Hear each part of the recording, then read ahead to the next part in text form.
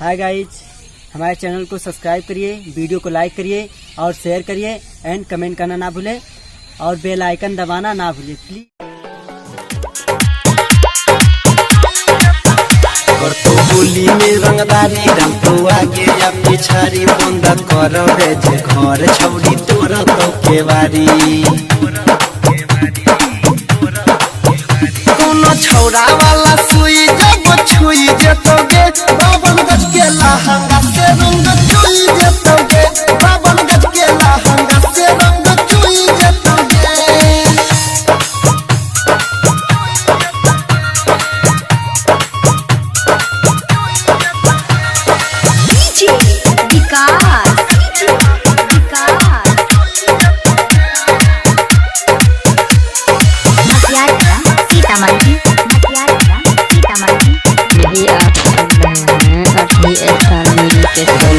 तो छौरी डाल लाल कोइर दे तो गाल ठीके यलो देसी पुआ कोइर दे तो दे बाबा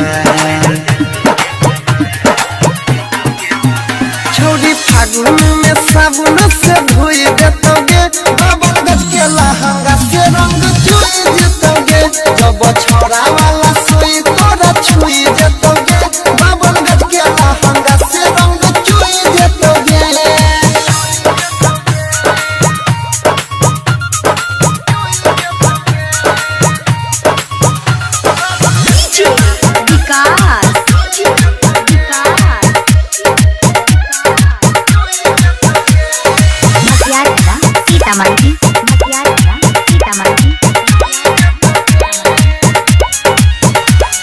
छोरा छै मतंग तोरा देतो बुरा दंग छोड़ाई देतो तोरा देहिया के छोड़िया के जंग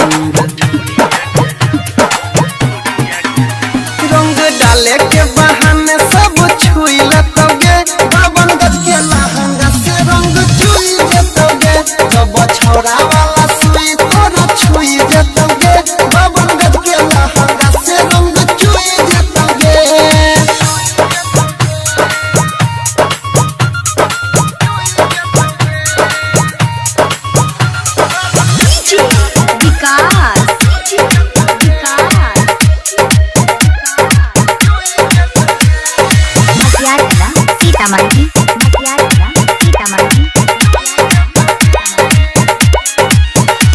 चकारी नमहर तो नीचाया ऊपर तोरा पाजा में सटा के छोड़ा देतो गे रगड़